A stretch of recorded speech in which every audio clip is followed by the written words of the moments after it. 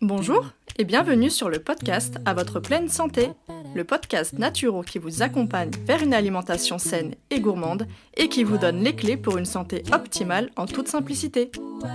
Je m'appelle Marina et je suis naturopathe. Suite à des soucis de santé non résolus par la médecine classique, je me suis intéressée aux médecines traditionnelles naturelles. Grâce à mes apprentissages et mes expériences personnelles, j'ai enfin eu les réponses à mes questions. Aujourd'hui, je souhaite donc partager mes connaissances pour aider les personnes qui se sentent perdues face à leur santé ou leur alimentation. Ma mission à travers ce podcast sera de vous aider à manger mieux sans frustration grâce à mes conseils, mais je vous aiderai également à comprendre les besoins de votre corps pour mieux le chouchouter. Préparez-vous à améliorer enfin votre hygiène de vie, car la pleine santé se trouve entre vos mains. J'espère que vous allez bien, je suis toujours super contente de vous retrouver pour un nouvel épisode et comme vous l'avez vu dans le titre, aujourd'hui je voulais vous partager ma trousse à pharmacie, ma trousse de secours, appelez ça comme vous voulez. Évidemment 100% naturel, testé et approuvé à maintes reprises, ça fait quand même pas mal d'années maintenant que j'ai les mêmes indispensables, donc j'avais envie de partager tout ça avec vous. Parce que c'est pas drôle si je garde tout ça pour moi, évidemment. Donc voilà, j'espère que ça vous sera utile. Et là, je pense qu'avec tous ces changements de saison, on a déjà parlé de la fièvre la dernière fois. Je vous ai déjà fait un épisode sur comment soutenir son système immunitaire. Mais bon, ça arrive à tout le monde. On est un peu fatigué, on a pris un coup de froid, on est tombé malade parce que voilà, X ou Y raison nous a affaiblis malgré qu'on a mis tout en place pour soutenir nos défenses naturelles. Même au meilleur, ça arrive, je vous rassure. Donc maintenant, je vais vous dire quoi faire finalement quand vous êtes face à ça. Et moi, je vais vous expliquer un petit peu tout ce que j'utilise au quotidien. Enfin, au quotidien. Ce que j'utilise en tout cas quand je suis face à diverses problématiques. Ça passe aussi bien des infections virales, infections bactériennes, les douleurs de règles. Enfin voilà, tout ce qui touche un petit peu le quotidien quand on n'est pas au top. Et puis voilà, donc on va commencer tout ça, et petit disclaimer, là le but aujourd'hui c'est pas de faire un cours de phyto, d'aroma, ou de présenter vraiment en détail chaque produit, tous les bienfaits, etc. Non, là c'est vraiment, l'objectif là c'est de vous donner mes indispensables, de vous dire concrètement pourquoi personnellement je les utilise et puis après je vous laisse faire vos propres recherches si vous avez besoin ou envie d'en savoir plus sur chaque produit que je vais citer. Et bien entendu, je vous recommande fortement de faire attention aux précautions d'emploi. Donc si c'est pour utiliser sur des enfants, si c'est pour utiliser pour vous, mais que vous êtes enceinte, vous êtes allaitante, vous avez des médicaments à prendre, vous avez une pathologie, surtout renseignez-vous bien.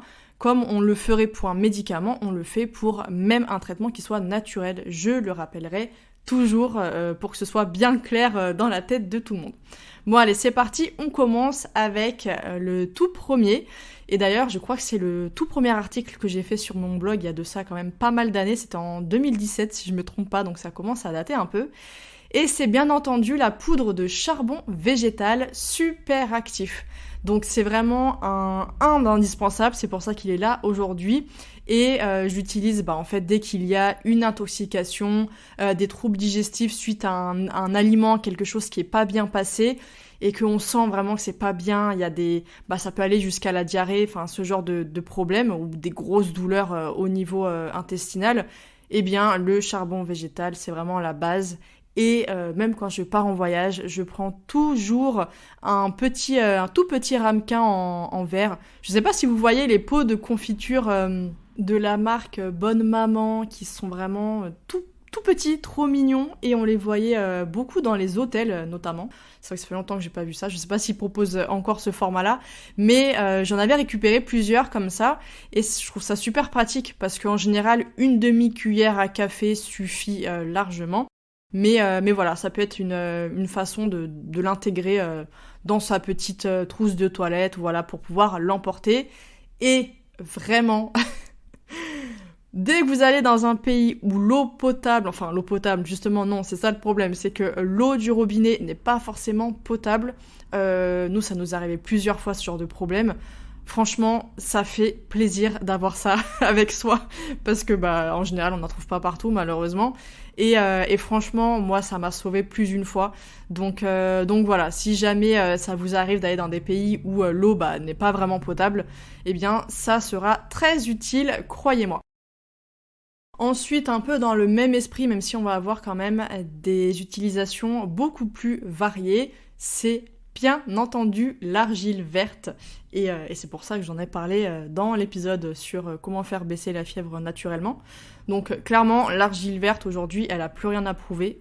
Sur le plan scientifique, sur le plan par expérience, enfin de tous les côtés, on connaît les bienfaits de l'argile verte et justement, je trouve qu'en cas d'urgence, elle est extrêmement utile. C'est pour ça que je vous disais, il faut absolument en avoir toujours chez vous. Alors ça peut être aussi bien sûr des piqûres d'insectes ou même des morsures parce que l'argile verte va permettre d'absorber le poison, les toxines.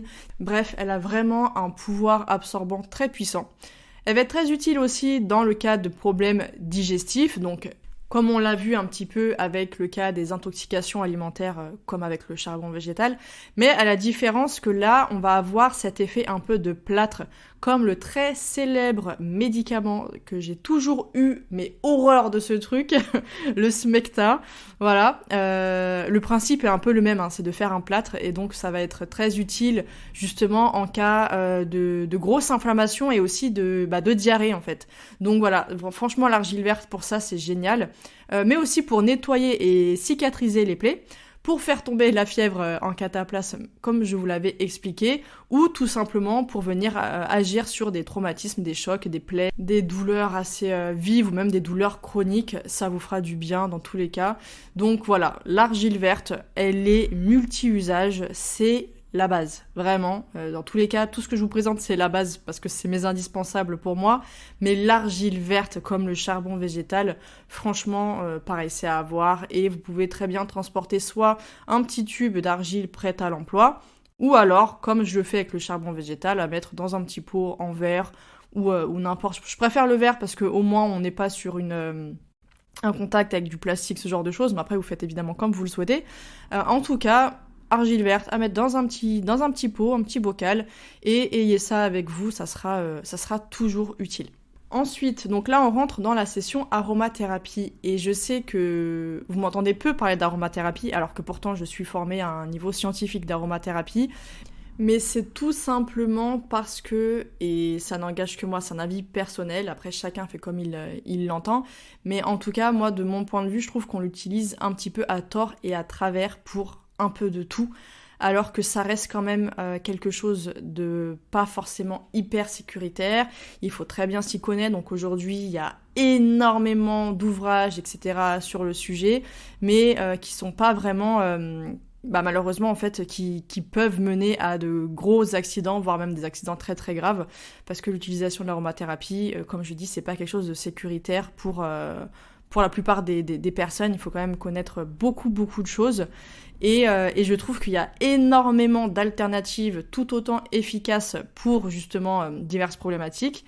Et là où moi personnellement je vais davantage l'utiliser, c'est face aux situations d'urgence ou face à des situations où voilà, je sais que il n'y aura pas autre chose qui fera le même effet et que si je veux un résultat, on va dire, très rapide et que voilà, j'ai pas envie de me retrouver avec des choses qui peuvent prendre du temps et risquer d'envenimer ou de dégrader l'état, je vais passer par la case aromathérapie.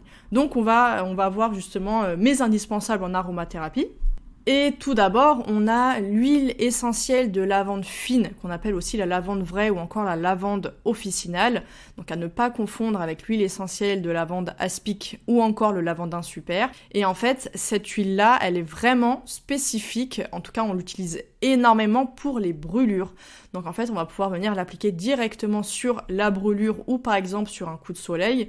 Et en général, on applique ça toutes les 15 minutes pendant 2 heures et on renouvelle le lendemain 2 à 3 fois par jour environ. Après, à savoir aussi, même si je le mets pas dans mes indispensables, parce que c'est pas quelque chose que je vais avoir forcément toujours sur la main, j'allais dire, non, sous la main, c'est l'aloe vera. Les vraies feuilles d'aloe vera qu'on va venir couper dans le sens de la largeur, en fait à l'horizontale, donc on la coupe en deux, et on va venir appliquer la zone un petit peu, le gel en fait, la zone qui est un peu gélatineuse, directement sur le coup de soleil, sur la brûlure, et pareil, ça a de très très bons effets. Après, je sais pas si ça sera aussi efficace que l'huile essentielle de lavande, comme je l'expliquais, mais voilà, à titre indicatif, ça peut quand même, je pense, vous intéresser d'avoir cette information. Ensuite, deuxième huile essentielle indispensable chez moi, c'est l'huile essentielle de Ravinsara, qui est une huile essentielle antivirale par excellence et qui va aussi permettre de renforcer le système immunitaire. Et donc moi, comment je vais l'utiliser ? Eh bien tout simplement dans un ramequin, je vais mettre 6 gouttes d'huile essentielle de Ravinsara que je mélange avec une bonne cuillère à soupe de miel de thym ou autre miel de votre choix, le miel de thym pour ses vertus au niveau du système immunitaire, et je vais la prendre en fait en 3 prises au cours de la journée, sachant qu'il y a 6 gouttes maximum pour un adulte par jour. Ensuite, c'est l'huile essentielle de menthe poivrée. Donc je pense que vous le savez, l'huile essentielle de menthe poivrée est très utilisée pour les migraines et c'est la raison principale pour laquelle je l'ai à la maison, mais aussi pour les nausées. Et donc, pour les migraines, en fait, je viens mettre une goutte sur mon doigt, je mélange entre mes deux doigts et hop, je viens appliquer au niveau des tempes ou au niveau du haut de la tête toutes les 2 heures environ, si besoin. Des fois, ça passe en une application, ça suffit.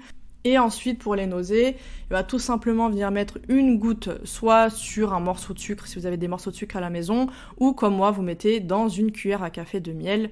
Vous mélangez bien, vous mettez en bouche, vous laissez fondre un petit peu et vous avalez. Donc elle est aussi très efficace contre le mal des transports, les vomissements, et tout ce qui va être aussi les petits soucis de fatigue intellectuelle quand on a besoin d'un petit coup de boost sur le plan mental, cognitif, on va dire, un petit besoin de concentration assez vif. Ça aide beaucoup. Donc dans ce cas-là, moi je respire tout simplement le flacon. Et puis voilà, alors on peut aussi l'utiliser pour les piqûres et sur des chocs en fait en application locale. C'est vrai que c'est pas ce que je fais moi, mais c'est une utilisation qu'on peut faire également. Je continue dans la gamme aromathérapie avec le baume pectoral de chez Pranarome.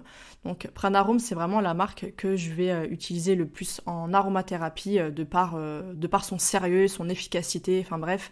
Et donc ce fameux baume, pour les personnes qui connaissent le fameux Vicks Vaporub, voilà, et c'est sa version naturelle, si je puis dire. Et donc, il va permettre de décongestionner, de purifier les voies respiratoires, mais aussi de stimuler les défenses naturelles de l'organisme, avec notamment de l'eucalyptus radié, du romarin, de l'inule, de la Gualtérie odorante et du thym à feuilles de sarriette. Et enfin, deuxième produit de chez Pranarome, pareil, que j'ai toujours chez moi, c'est l'Oléocaps 2.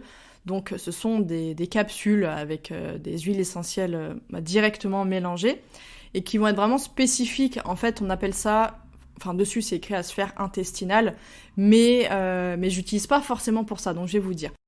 Et oui, parce qu'en fait, la formule de ces Oléocaps numéro 2 contient des huiles essentielles d'origan vulgaire, de cannelle de Chine, de menthe poivrée et de citron, qui sont très très efficaces en cas d'infection virale et bactérienne. Donc, je vais davantage l'utiliser pour ça. Donc, si je vois qu'il y a un gros virus qui traîne, que mon Ravinsara ne fait pas le job, ne suffit pas, alors je vais prendre ces fameuses Oléocaps numéro 2 et idem en cas d'intoxication alimentaire ou autre. Dès que je sens qu'il y a quelque chose au niveau digestif qui ne va pas, je prends ça. Donc c'est rare aujourd'hui que je les utilise, mais comme je disais, quand je vais en vacances, c'est comme le charbon, ça c'est quelque chose que j'ai toujours sur moi. Je peux pas partir sans avoir ça dans mes valises, quoi. Et idem, ça ne quitte jamais ma trousse à pharmacie, parce qu'on sait jamais. Donc voilà, là clairement l'avantage de ces capsules, c'est qu'elles sont préparées par des professionnels, ce qui fait qu'on a une utilisation sécuritaire, contrairement aux personnes qui ne sont pas du tout formées pour faire ce genre de préparation. comme quelqu'un de lambda qui va faire ses petites préparations à la maison dans sa cuisine. Sauf que ça, c'est pas du tout la façon la plus sécuritaire, je trouve, de faire. Donc je recommande de passer par des choses qui ont déjà été préparées avec des dosages bien précis, des posologies bien précises pour une utilisation totalement sécuritaire de l'aromathérapie.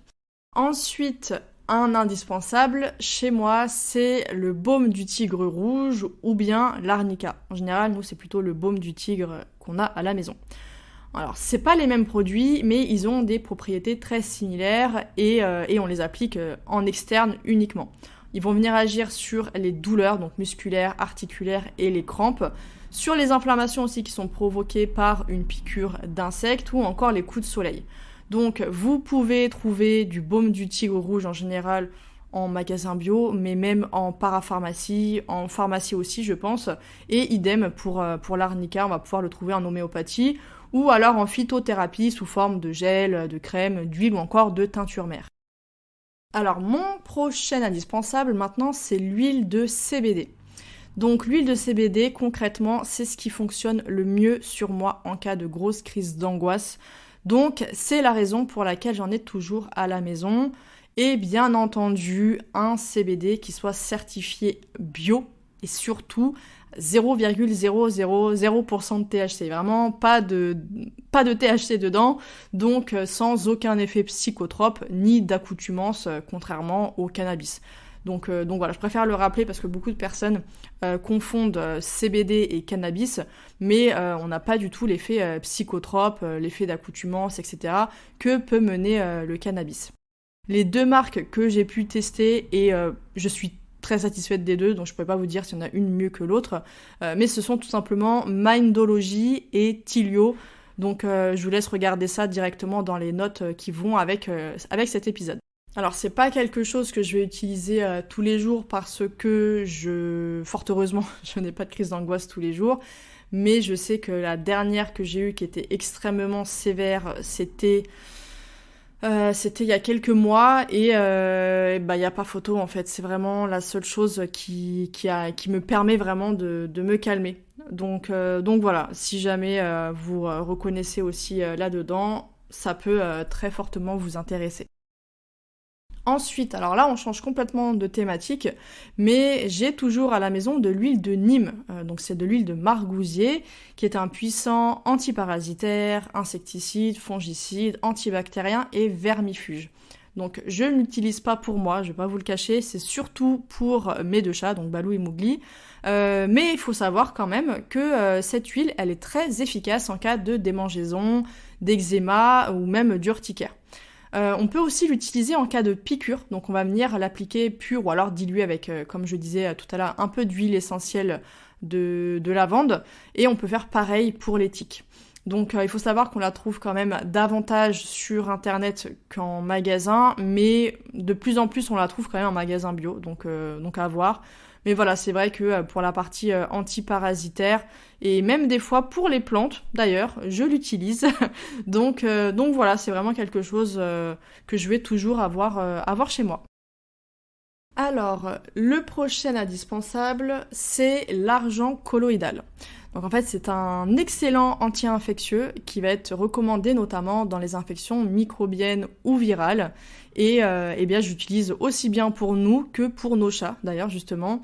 Et je vous recommande fortement un livre qui est super complet, qui s'appelle L'argent colloïdal, un remède en or de Jeanne Perros, qui donne toutes les indications et les posologies en fonction de telle situation, si c'est pour telle infection, pour telle chose, bref, c'est super complet, bien détaillé, donc je pourrais pas vous dire mieux que ce qui est écrit dans ce livre. Je sais que j'ai donné beaucoup d'indications en termes de choses contre les infections microbiennes, virales, bactériennes, etc., mais c'est souvent les choses qui vont être les plus problématiques et ça m'évite en tout cas d'avoir... en fait, ça fait extrêmement longtemps, je ne sais pas le nombre d'années, ça doit faire presque, je sais pas, je dirais au moins 6 ans que je n'ai pas pris d'antibiotiques conventionnels, on va dire. Alors attention, je ne suis pas contre, je ne suis pas une anti-antibiotique, c'est bizarre de dire ça, Mais je suis pas contre les antibiotiques comme n'importe quel d'ailleurs traitement allopathique, parce que j'estime que quand on est face à une urgence, vraiment, on ne rigole pas avec ça. Et que clairement, la prise d'antibiotiques, quand, comme je dis, c'est impératif, ça peut littéralement sauver des vies, et ça a littéralement sauvé des vies. Donc la dernière fois d'ailleurs, je pense que j'en ai pris, c'était quand j'avais un début de pyélonéphrite. J'étais à deux doigts, c'était à deux doigts d'attaquer les reins. Vous vous doutez bien que j'ai pas commencé à chercher une solution différente, naturelle ou quoi. On m'a dit faut que je prenne ça, j'ai pris ça, j'ai pas joué avec la santé de mes reins. Donc voilà, je préfère le préciser parce que je sais que les personnes qui vont être très intéressées par la santé naturelle peuvent avoir tendance à être soit tout est blanc, soit tout est noir, etc. Donc anti-produits allopathiques. Et je veux pas qu'on tombe là-dedans parce que ça peut mener à des situations graves malheureusement, où des fois on n'a pas le choix parce qu'il y a eu quand même des progrès en médecine. Donc je suis d'accord, c'est que on a un abus d'utilisation d'antibiotiques pour tout et n'importe quoi. Moi, le nombre de fois où j'ai eu mon ancien médecin traitant qui me mettait sous antibiotiques pour des symptômes viraux, donc littéralement ça n'a rien à voir vu qu'on n'est pas sur une infection bactérienne mais une infection virale. Voilà, je pense qu'il doit y en avoir d'autres, comme je sais qu'il y a des médecins qui savent très bien qu'on n'utilise pas les antibiotiques comme ça, à tort et à travers, en plus parce que ça peut provoquer malheureusement des phénomènes de résistance aux antibiotiques, ce qui fait que le jour où vous avez besoin réellement, c'est vital, d'un traitement antibiotique, il va pas agir tout simplement parce que votre corps en fait en a tellement reçu qu'il s'est habitué, ça ne fait plus aucun effet. Donc voilà, c'est pour ça que restons toujours dans un bon sens, un juste milieu. Effectivement, si vous avez, je sais pas, une gastro, ce genre de choses, et que vous arrivez à bien prendre en charge avec les conseils là, que je vous ai donnés, qui sont antiviraux, etc., c'est bien, parce que l'avantage de l'aromathérapie et des différentes solutions que je vous ai proposées, c'est qu'on n'est pas sur un antibactérien de type antibiotique qui va venir attaquer, entre guillemets, toutes les bactéries. C'est ça le problème des antibiotiques allopathiques, c'est que ça fait pas la distinction entre vos bactéries à vous vraiment qui sont vitales, qui sont nécessaires à votre santé, et les bactéries pathogènes que vous avez attrapées par-ci par-là, par exemple. Donc voilà, l'avantage c'est que les solutions naturelles vont faire la différence et vont s'attaquer entre guillemets uniquement aux bactéries pathogènes, donc on ne va pas venir dérégler le microbiote. Mais le jour où vous avez une infection très sérieuse et que ça n'a pas suffi et qu'on vous recommande un traitement parce que votre vie, votre santé est vraiment en péril, alors s'il vous plaît, faites preuve de bon sens et ne vous mettez pas en danger juste par des convictions. Voilà, c'est pas parce que vous allez prendre même 2 semaines d'antibiotiques dans votre année, dans votre vie, que ça va vous causer du tort en fait. Après, il y a des moyens de venir rééquilibrer la flore intestinale, de venir rééquilibrer un petit peu tout ça. Donc voilà, j'ai fait un très gros aparté là-dessus, mais je sais pas pourquoi j'avais envie de parler de ça avec vous. Ça me semble quand même important, surtout quand on parle de solutions plus naturelles. Bon, voilà, ceci étant dit, on va finir avec mes 2 dernières indispensables. Donc l'avant-dernier, c'est la souche L. crispatus. Et en fait, c'est cette souche, mais je précise, c'est bien cette souche-là et pas une autre, qui m'a sauvée de toutes les infections urinaires et mycoses que j'avais à répétition. En plus, évidemment, du travail de fond que j'ai fait sur la sphère digestive et émotionnelle. Donc ça, je vous renvoie à l'épisode dans lequel je vous ai partagé mon histoire par rapport à toutes ces problématiques digestives et comment je m'en suis sortie. Mais en fait, aujourd'hui, je vous le cache pas, il peut arriver qu'après un gros changement, un stress émotionnel ou même un voyage, tout simplement, que je sente des inconforts à ce niveau. Et c'est pourquoi j'en ai toujours une boîte chez moi, parce qu'au bout de 2 jours de prise, en général, tout revient à la normale. Donc quand je parle de prise, c'est pas ce qui est écrit sur la boîte, mais c'est parce qu'ils ne peuvent pas l'écrire, mais c'est tout à fait faisable, je vous rassure. En fait, c'est une gélule par voie vaginale le soir au coucher. Voilà, donc vous faites soit le temps de la cure qui est indiqué sur la boîte, mais si au bout de, comme je vous le dis là, au bout de 2-3 jours, vous voyez que c'est bon, il n'y a plus rien, hop, on arrête, il n'y a aucun souci. Et pour ma part, je trouve cette souche donc spécifique à la flore féminine sur le site Natura Medicatrix. Donc pareil, je vous mettrai, en plus j'ai un code promo, donc comme ça si jamais ça vous intéresse. Parce qu'ils proposent, déjà c'est les rares laboratoires à proposer cette souche qui est difficile à trouver. Mais en plus, c'est évidemment ce qui m'intéresse le plus, c'est que la composition elle est vraiment nickel. Et elle est certifiée bio. Donc voilà, c'est un produit qui est indispensable aujourd'hui chez moi. Et on va finir avec les infusions de thym et d'Artemisia annua, à ne pas confondre avec l'armoise, parce que c'est une forme d'armoise, enfin d'Artemisia, mais c'est bien l'Artemisia annua ou l'Artemisia annuelle. Alors, le thym, c'est un puissant stimulant du système immunitaire, en plus d'être antioxydant. Donc, je le prends en infusion en dehors des repas, à peu près 2 à 4 tasses par jour selon les quantités. Donc ça, c'est simple. Dès que je sens que mes sinus commencent à travailler et je sens qu'au niveau des amygdales, au niveau du cou, pareil, je sens que ça travaille. Je suis pas encore avec des symptômes, mais voilà, de part peut-être, je sais pas, mon hypersensibilité, mais je sens que ça arrive. Et j'attends pas de tomber malade et de devoir prendre ce que je vous ai dit justement avant pour venir soutenir le système immunitaire. Et dans ce cas-là, je me fais mes infusions de thym et en général, ça suffit largement. Parce que comme je vous l'ai dit, si je peux faire autrement qu'en prenant l'aromathérapie, qui pour moi reste quand même assez forte, parce qu'il faut savoir que pour le foie, ça lui demande beaucoup de travail, il va devoir filtrer tous ses principes actifs, je préfère passer par la phase phytothérapie, où j'ai pas parlé de tout ce qui va être apithérapie aussi, mais bien entendu, chez moi j'ai du miel, notamment en plus c'est du miel de mon oncle, mais je vais avoir toujours du miel de thym à la maison, ne serait-ce que pour prendre, comme je le disais, les huiles essentielles si besoin, voilà. Et maintenant, concernant l'Artemisia annua, je l'utilise pour 2 choses drastiquement différentes, et pourtant. Alors la première, donc c'est pas son utilisation la plus fréquente à la maison, mais c'est une des raisons principales qui ont fait que je l'ai acheté, c'est pour tout simplement le Covid.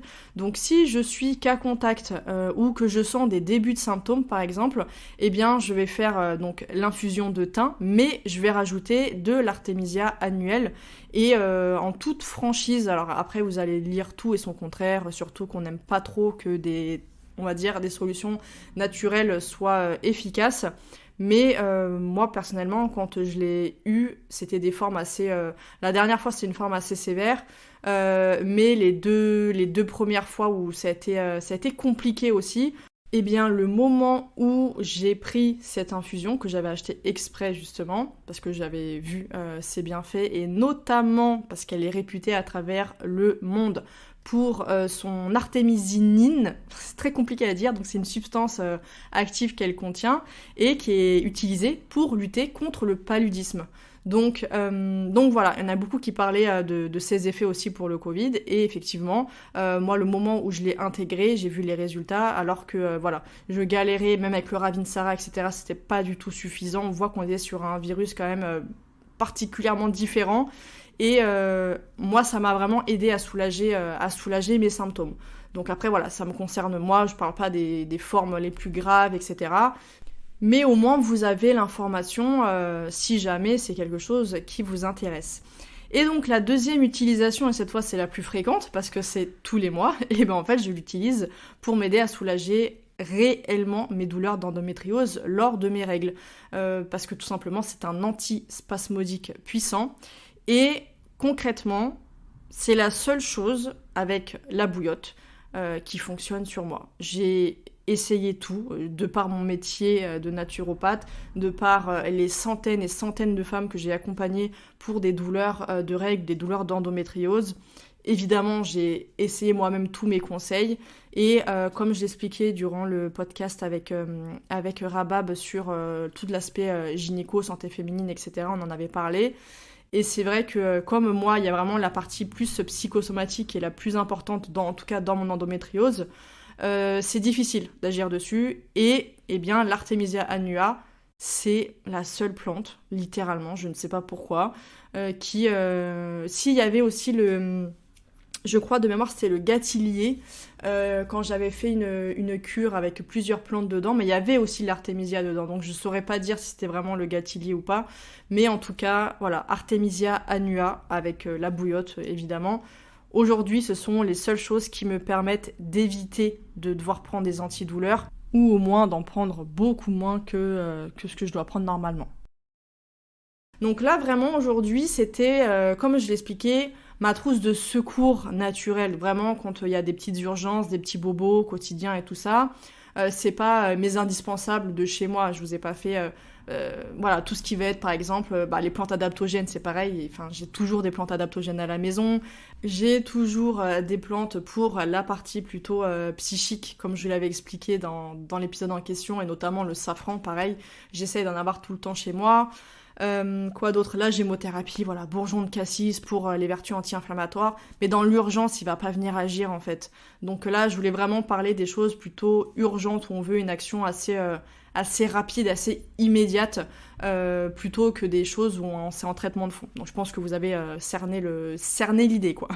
Donc voilà pour cet épisode. Ma foi, je pensais pas qu'il allait être aussi long, mais visiblement, j'avais pas mal de choses à vous dire. Donc bon, j'espère que ça vous plaira, que ça vous sera utile surtout. N'hésitez pas à partager avec moi voilà, vos petits indispensables à vous. Je serai ravie de vous lire et de voir vos petites astuces à vous également. Et puis en attendant, on se retrouve dans le prochain épisode. Et puis je vous dis à très bientôt et prenez bien soin de vous comme d'habitude. Merci infiniment de m'avoir écouté jusqu'au bout et j'espère que cet épisode vous aura plu. Si c'est le cas, n'hésitez pas à me laisser une note et votre avis en commentaire pour que je puisse le lire lors d'un prochain épisode. Et surtout, n'oubliez pas de vous abonner. Je vous donne rendez-vous un mardi sur 2 pour améliorer votre hygiène de vie grâce au podcast à votre pleine santé. Retrouvez quotidiennement mes conseils et astuces sur Instagram, sur le compte Ma Vie Saine et Moi, mais aussi Facebook, Pinterest et sur le blog de mon site web maviesaine-et-moi.com.